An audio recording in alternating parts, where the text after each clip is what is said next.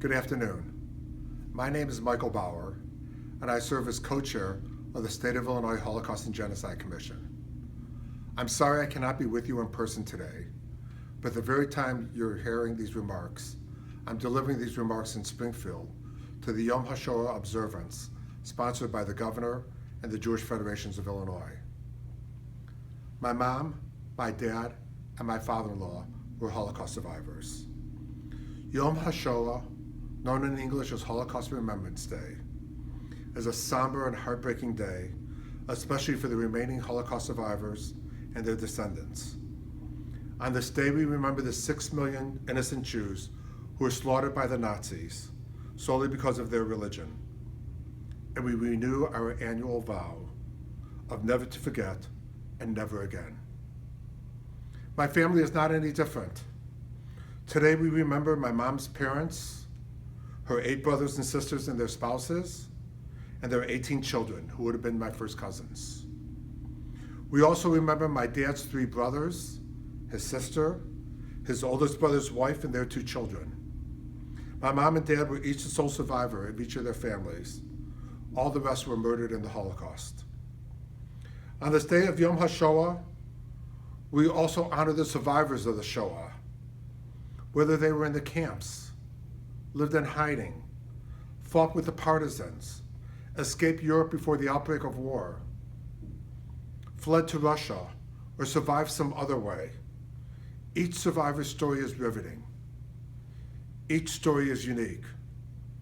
And yet, each survivor's story has 2 common elements: amazing courage and remarkable luck. Today, I have the great honor to talk briefly about my mom and her story. When the Nazis invaded Poland in September of 1939, my mom was a young woman of 23, living with her elderly parents and her next older sister, Sarah, in the city of Lodz, a city that at the time was home to the 2nd largest Jewish population in Poland. She had 7 other older brothers and sisters who were married with children and living in smaller towns near Lodz. With the occupation by the Nazis, the siblings feared for the safety of their elderly parents, decided that it would be safer for the parents to move to a smaller town where one of their sisters, Gutscha, was living with her husband and their 2 children. Sarah accompanied them on the trip, and my mom was to close the house and follow after the winter. However, before the winter ended, the Nazis created a Jewish ghetto in Lodz, in which all Jews had to reside and for which no Jews could live. My mom never saw her parents or her sister Sarah again. She worked in the Lodz ghetto for 4 years until she was deported in December of 1943 to a slave labor camp in Skarżysko-Kamino. Normally a 2-hour ride from Lodz to Skarżysko-Kamino, the trip actually took 3 full days. The women packed so tightly into the freight cars, there was no room to sit, no water, no food, and no bathroom facilities.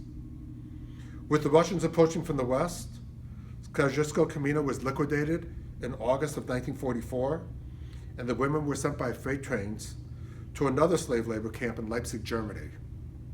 6 months later, during an Allied bombing of the camp in 1945, my mom was injured. Her right arm was severed at the elbow. Antibiotics were not available for Jewish prisoners. Still, she had great luck and strength, and she survived. 2 months later, that camp was liquidated, and she began what turned out to be a 6-day death march that she again miraculously survived. After she was liberated, she made her way back to Lodz, where she found out that of her parents, 8 brothers and sisters, their 7 spouses, and her 18 nieces and nephews, all had been murdered by the Nazis.